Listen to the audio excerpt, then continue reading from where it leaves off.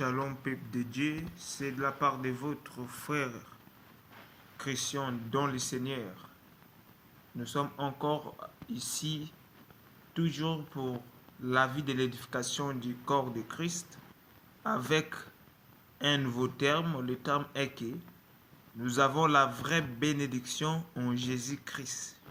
Je répète, nous avons la vraie bénédiction en Jésus-Christ. Je bénis toutes les bien-aimés frères et sœurs qui sont en train de me suivre maintenant, dans les quatre coins de la terre. Que Dieu vous bénisse abondamment et que Dieu accorde encore quelque chose de spécial dans vos vies. Vraiment. Père éternel, mon Dieu des armées, Yahweh, je recommande ce moment favorable en tes mains par de gloire, ce moment de la parole, et que toi-même tu viens dominer parmi nous, comme dit les Écritures, que là où deux ou trois personnes sont assemblées, à ton nom tu es au milieu d'eux. Nous avons besoin que tu sois parmi nous, Seigneur, par de gloire, pendant ce moment de l'édification. Seigneur Jésus, touche les cœurs de mon frère, les cœurs de ma sœur, afin que nous puissions bénéficier de quelque chose, mon Dieu de gloire, et que cette parole, Seigneur, reste au-dedans de nous comme une empreinte, Seigneur, par de gloire, mon Dieu. Vraiment agis. Merci, Seigneur, au nom puissant de Jésus-Christ de Nazareth. Et nous disons tous Amen, Amen, Amen. Voilà. J'ai dit au début que les termes d'aujourd'hui, c'est nous avons la vraie bénédiction en Jésus-Christ. Nous avons la vraie bénédiction en Jésus-Christ. Voilà. Sans plus tarder, nous allons prendre nos Bibles. Nous allons aller dans les livres de Galates chapitre 3. Galates chapitre 3, les versets 14. Voilà, donc nous allons commencer d'abord à partir au verset 13 jusqu'au verset 14. Ça, c'est les versions Louis II. Lisons la parole du Seigneur. La Bible déclare: Christ nous a rachetés de la malédiction de la loi, étant devenu malédiction pour nous, car il est écrit: maudit est quiconque est pendu au bois, afin que la bénédiction d'Abraham y pour les païens son accomplissement en Jésus-Christ, et que nous requisions par la foi l'Esprit qui a été promis. Parole du Seigneur. Ça, c'est les versions Louis II. Nous allons voir aussi dans les versions Semer. Voilà. La Bible dit: Christ nous a libérés de la malédiction que la loi faisait peser sur nous, en prenant la malédiction sur lui à notre place. Il est en effet écrit: maudit est quiconque est pendu au gibier. Jésus-Christ l'a fait pour que, grâce à lui, la bénédiction d'Abraham s'étende aux non-juifs et que nous recevons par la foi l'Esprit que Dieu avait promis. Parole du Seigneur. Dieu a dit à Abraham, frères et sœurs, Dieu a dit à Abraham: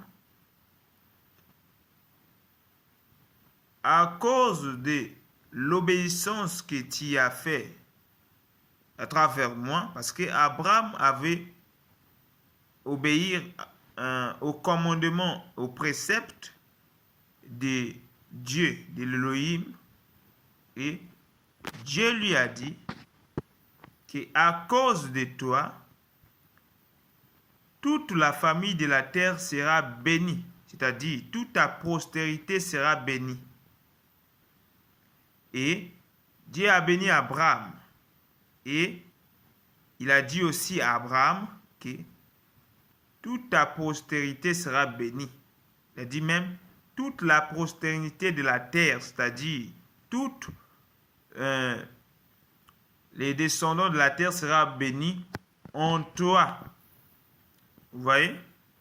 Maintenant, et Jésus-Christ est venu afin que la malédiction que la loi faisait peser en nous soit tombée, soit ôtée, pour que nous puissions avoir l'accès à la bénédiction d'Abraham au moyen de la foi. Vous voyez? Et notre thème est que nous avons la vraie bénédiction en Jésus-Christ. Donc, celui qui a reçu Christ dans sa vie comme Seigneur et Sauveur, il n'est plus maudit, il n'est plus condamné, il n'est plus condamné aux lois de la famille, aux lois des esprits.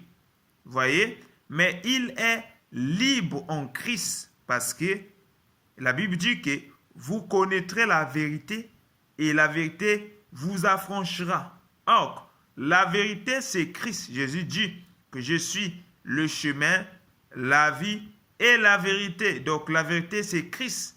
Celui qui vient à Christ, il est totalement libre.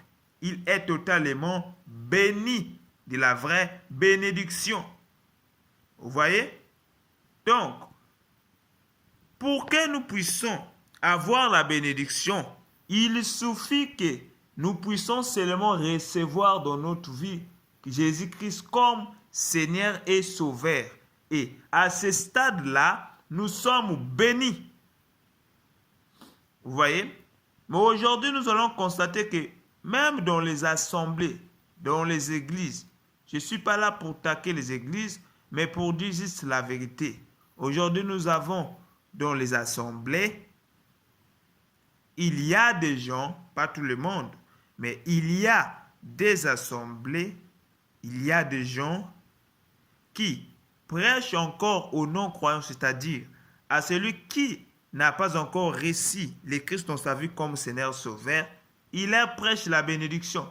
Or, la bénédiction ne peut pas venir dans la vie de celui qui n'a pas encore reçu le Christ dans sa vie comme Seigneur Sauveur. C'est-à-dire la vraie bénédiction. Parce que le diable aussi bénit. Mais la bénédiction, c'est-à-dire la vraie bénédiction, c'est la bénédiction de Christ. Vous voyez? Parce que la Bible dit que c'est la bénédiction de l'Éternel qui enrichit. Donc, il y a aussi la bénédiction de l'ennemi. Mais celle de l'ennemi n'enrichit pas. Voilà. Mais la bénédiction qui enrichit, c'est de l'Éternel. Et la bénédiction de l'Éternel ne suit aucun chagrin. Mais la bénédiction de l'ennemi, après, ça suit des chagrins. Ça va? Voilà. Donc, nous cherchons la bénédiction dans les églises. Nous cherchons à être bénis. Nous cherchons à avoir la bénédiction. Cherchez seulement Dieu. Cherchez seulement Jésus. Donne ta vie à Jésus-Christ. Marche dans la sainteté, dans la crainte de Dieu, dans la vérité, dans la sincérité, dans la transparence. À ce stade-là, la bénédiction d'Abraham va impacter ta vie au moyen de la foi parce que là, tu es maintenant pire. Voilà. C'est ça. Et il y a peut-être un chrétien qui est en train de me suivre qui dit, mais moi j'ai déjà reçu Jésus-Christ dans ma vie comme Seigneur et Sauveur et je vois c'est comme si rien ne marche dans ma vie. Oui, frères et sœurs, Dieu est fidèle à sa parole. David a dit que j'étais jeune, je n'ai jamais vu un juste abandonné. Donc, si certaines choses nous arrivent, des fois ça peut être des circonstances, c'est-à-dire c'est juste un moment où Dieu est en train de te travailler. Il te fait passer par le feu afin que tu puisses avoir la maturité spirituelle. Ou soit aussi, ce sont la désobéissance qui fait de sorte que la bénédiction ne puisse pas avoir lieu dans ta vie. Voilà. Dans Deutéronome chapitre 28, la Bible déclare le verset 1er. Si donc vous obéirez à la voix de l'Éternel ton Dieu en mettant en pratique tous ces ordonnances et commandements que je vous ai presque aujourd'hui, il dit, voici toutes les bénédictions qui se répandront sur vous et qui sera votre partage. Donc, l'effet de marcher dans l'obéissance à la parole d'Élohim, automatiquement, nous avons la bénédiction. Parce que la bénédiction, cela est notre acquis. Nous avons déjà réussi cela dès le premier jour que nous avons crié à Jésus-Christ dans notre vie comme Seigneur Sauveur. La bénédiction d'Abraham nous a impactés. Et si nous marchons dans la désobéissance à la parole de Dieu, automatiquement, cette bénédiction-là va s'échapper auprès de nous. C'est ça, frères et sœurs. Soyez bénis, que Dieu vous bénisse abondamment. À la prochaine. Ciao.